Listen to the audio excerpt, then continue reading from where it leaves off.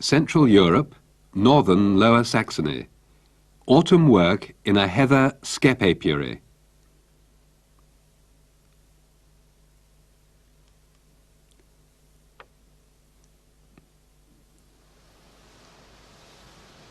In a big apiary, like that of beekeeper Klindvoort, which lies near Zittensen, in the cultivated heathland area between Bremen and Hamburg, there are typically seasonal jobs.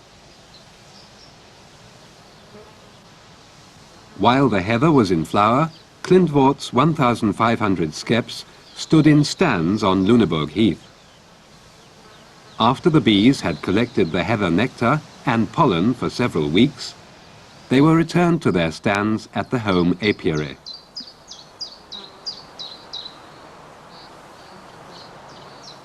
In nearby Marschhorst, there are about 400 skeps. Those to be overwintered are selected, and those from which honey will be harvested are prepared.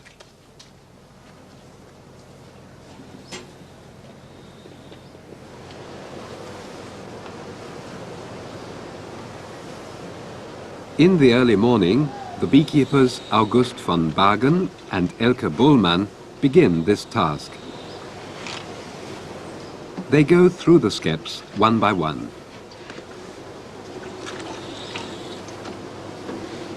In the skeps from which wax and honey will be harvested, the bees are sprayed with sugar solution.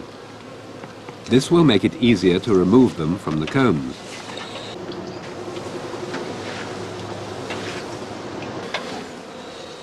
If the heather flowers gave a good honey harvest, the bees will have built, as shown here, their combs completely to the underside of the skep and already sealed the cells full of honey. That will give a good yield of comb honey. In each skep to be harvested, the entrance is closed with moss, whereas the skeps selected for overwintering are immediately placed back on the shelves. Sometimes the old dark combs are found inside the skeps, and no newly built light combs. No comb honey and little pressed honey will be harvested from such skeps.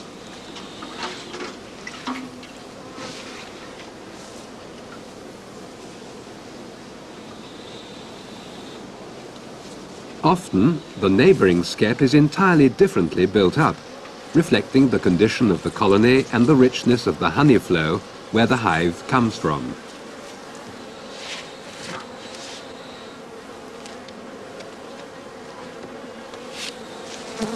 The skeps selected for overwintering, like this one, should be 3/4 full of well-built combs, not too old. The skep wall has to be in proper condition. The entrances of the winter skeps are left open, but entrances of the skeps selected for harvesting must be sealed. These skeps will be prepared for the next stage of harvesting, the removal of the bees from the skep. After the removal of the bees, the brood will have to be killed. This will be done by sulphuring, and for this purpose, Georg Klindvoort, son of the head beekeeper and himself a master beekeeper, digs square holes in the ground and enlarges them towards one side.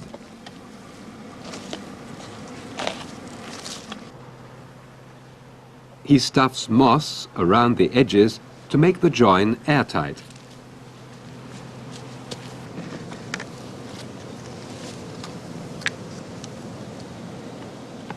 Hazel twigs support sulfur-impregnated paper, which will later smoulder under the skeps.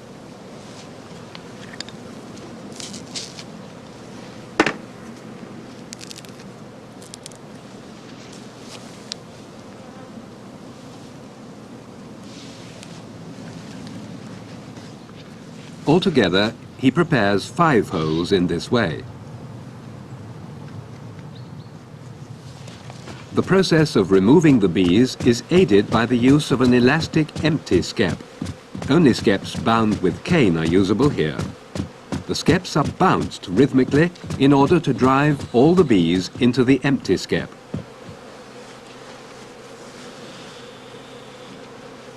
The beekeeper then checks to make sure that the entire colony has been driven out of the skep.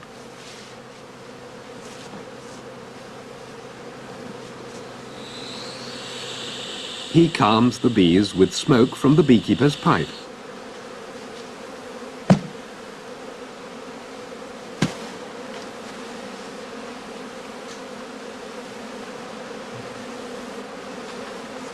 He always attempts to find the queen in the mass of bees. Bees from such a colony with their queen will then be added to a previously selected skep in order to increase its population. Winter colonies constituted in this way should now weigh 5 pounds.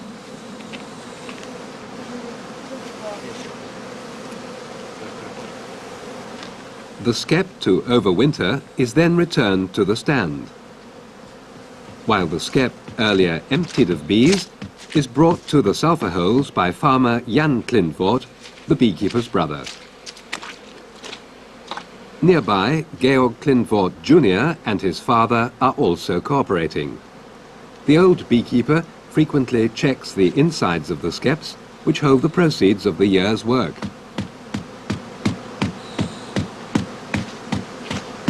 The skep must usually be bounced 30 or more times in order to empty it. This work requires not only physical strength, but also skill and experience. Breaking the combs has to be avoided. Patience is needed in the search for the queen. The beekeeper would bounce the skep once more if no queen were found.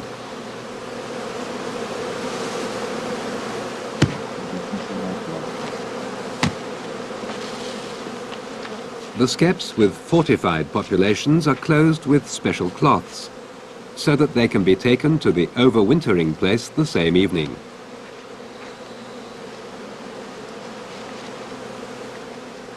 Whilst August, Georg and Elke go through the shelves one by one, the old beekeeper personally sulphurs the first skeps. For that purpose he lights the prepared smoking strips and then stands the skeps on the moss ring round the hole.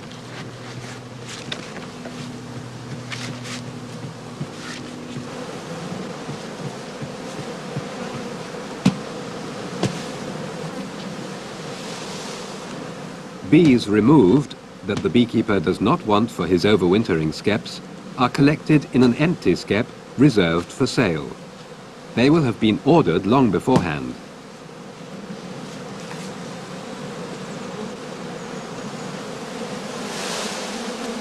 In order to work on the 60 skeps here in the Marschhorst stand, the operators require half a day with 5 people working.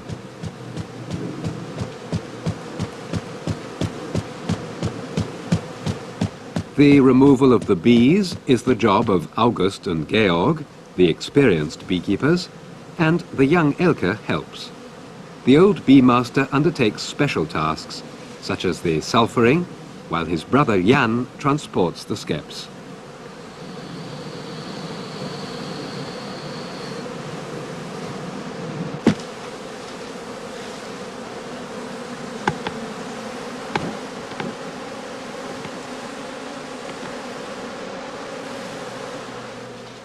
As soon as several colonies have been assembled for sale, the beekeeper fills them into crates.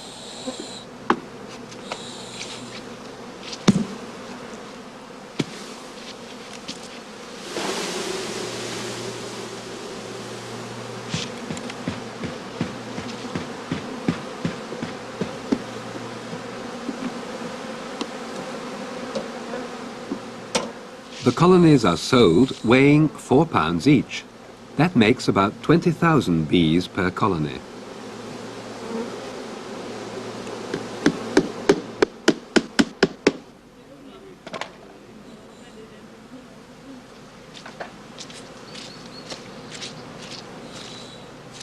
The package crates are homemade on the farm. It is work that is done during bad weather and mainly in wintertime.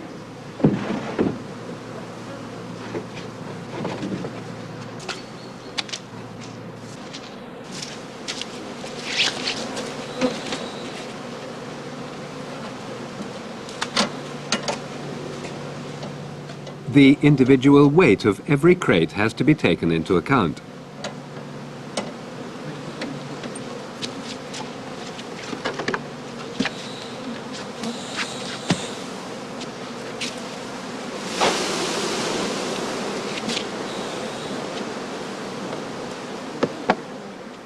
Bees from different colonies put together will allow only one queen to live and to head their new colony.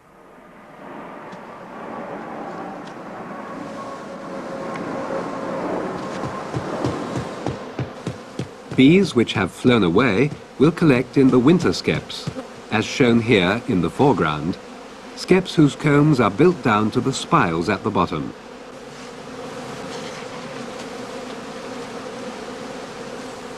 The beekeeper lets bees in 1 out of every 3 colonies overwinter in their own skep. Of the remaining 2, he adds 1 bee lot to the skep selected for overwintering and sells the other lot. In the meantime, the remaining brood in the combs of the emptied skeps has been killed by the sulfur fumes.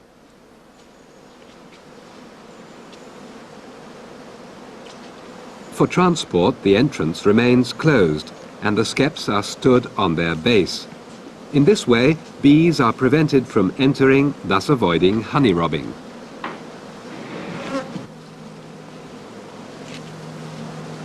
New sulfur paper is immediately put into the holes in the ground. In order to protect the combs from heat, the strips are placed into the lateral cavity above which the skep entrance is then aligned.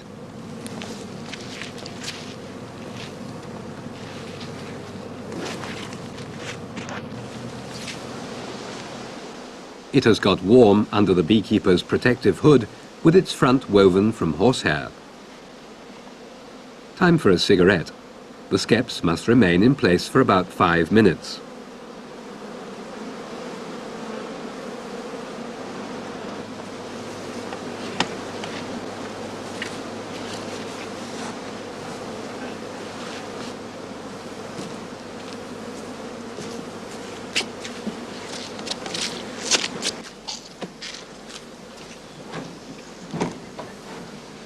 To prevent the bees from scenting the heather honey and collecting on the sulfured skeps, these are removed from the area as soon as possible. Jan takes them to the farm, which consists of 3 buildings, barn, living quarters and shed.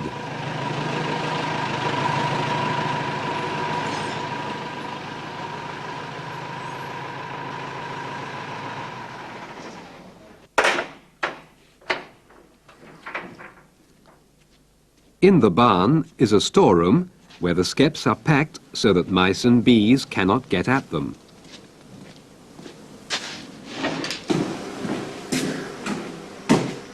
When stacking them, Jan is careful to ensure that the combs remain vertical so that they do not break under the weight and let the honey flow out. The entrance should be on top. A good skep can yield over 30 pounds of heather honey.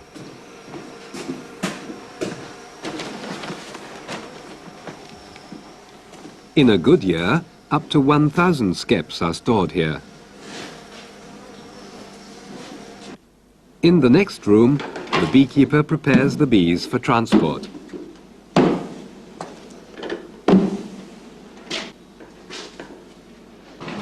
The bees readily drink sugar solution, so they are supplied during transport with water for possible cooling and nutrients.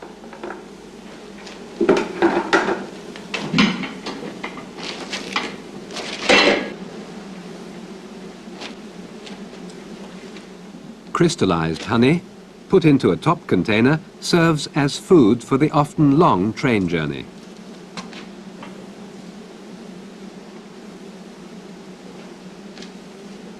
The bees can sustain themselves on this for 3 days.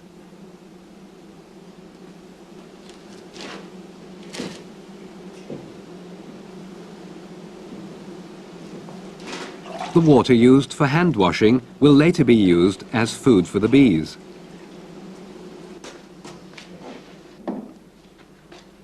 The colonies of bees for sale will be supplied to order to beekeepers all over Germany.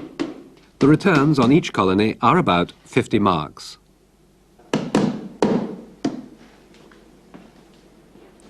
The beekeeper will take them straight to the nearest railway station so that they catch the evening train.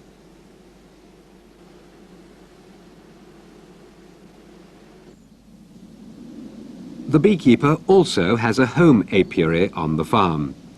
Located undisturbed behind the farmstead, it's a good overwintering place, facing the sun. In space for up to 270 skeps, the colonies are fed here in readiness for overwintering. The transport cloths have already been removed from the skeps.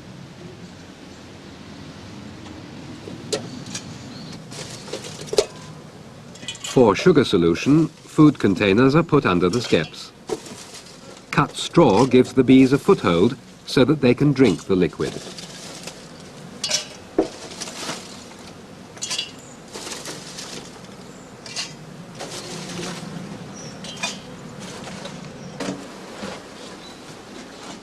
Ordinary sugar has been used to make the solution. 2 kilograms of sugar to 1 litre of warm water.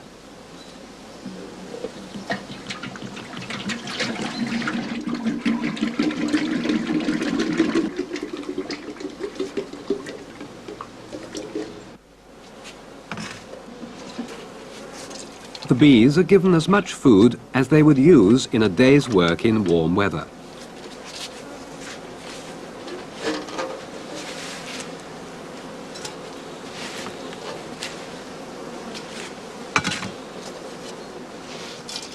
To attract the bees to the food, the beekeeper pours a little solution directly into each skep.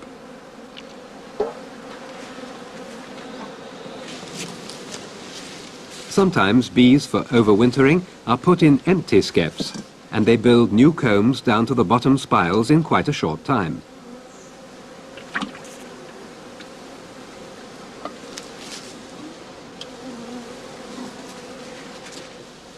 Overwintering colonies are located in 4 or 5 other places nearby, as well as here behind the farm.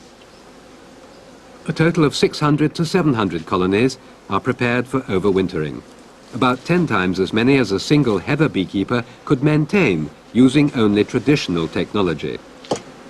The 5 beekeepers in Georg Klintwort's business can work with such a large number of skeps only through the use of modern transport and certain rationalization techniques.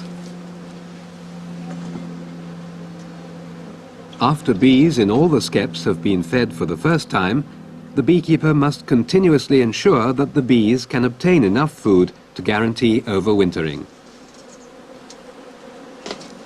Before he restarts the work, he lights his pipe smoker. Dried ferns are usually burnt in it.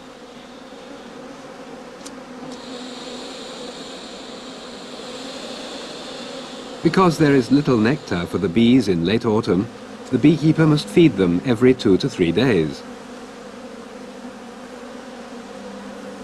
On his rounds, he gets to know the condition of the combs in his newly constituted colonies, in which the last brood of the year is now emerging.